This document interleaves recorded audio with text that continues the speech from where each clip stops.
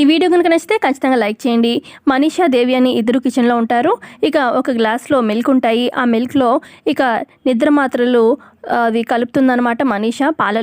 ఆ తర్వాత మనీషా ఆ పాల గ్లాసు దేవ్యానికి ఇస్తూ ఈ పాలు లక్ష్మి చేత తాగిచ్చాలి, అదిగో మీ కోడలు వస్తోంది ఇవ్వండి అని చెప్పి అంటూ ఇక దేవ్యాని వెళ్ళి జానుకి ఇస్తుందన్నమాట ఆ పాల గ్లాసు.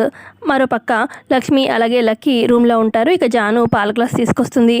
అప్పుడు లక్కీ ఏమో అమ్మ నువ్వే తాగమ్మా ఈ పాలు ప్లీజ్ అమ్మా అని చెప్పి అంటూ ఉంటే అప్పుడు జాను లక్కీ చెప్తుంది కదక్క నువ్వే తాగు అని చెప్పి అంటుందన్నమాట. జాను సరేలే అని చెప్పి ఇక లక్కీ చెప్పింది కదా అని చెప్పి ఆ పాలని ఇక లక్ష్మి తాగేస్తుంది. ఇక దూరంగా దేవ్యాని గమనిస్తూ ఉంటుంది. లక్ష్మి తాగిందా లేదా పాలని. మొత్తానికి లక్ష్మి తాగేస్తుంది కదా, ఇక నిద్రపోతుంది అలా ఆ నైట్. నెక్స్ట్ డే ఉదయాన్నే గుడికి వెళ్దామని చెప్పి మిత్ర వివేక్లు రెడీ అవుతారు. ఇటు దేవి అని మనీషా కూడా రెడీ అవుతారు. ఇక పిల్లలిద్దరు జున్ను లక్కీ వస్తారనమాట. కిందకి మెట్లు దిగుతూ ఏంటి ఇంకా రెడీ అవ్వలేదు అని చెప్పి మిత్ర అంటూ ఉంటే అమ్మ ఇంకా లేవలేదు నాన్న అని చెప్పి లక్కీ అంటుంది.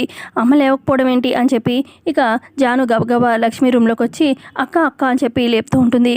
కానీ లక్ష్మి బాగా నిద్రలో ఉంటుందన్నమాట. మరి లక్ష్మి లేవగలుగుతుందా లేదా కమింగ్ ఎపిసోడ్లో తెలుసుకుందాము.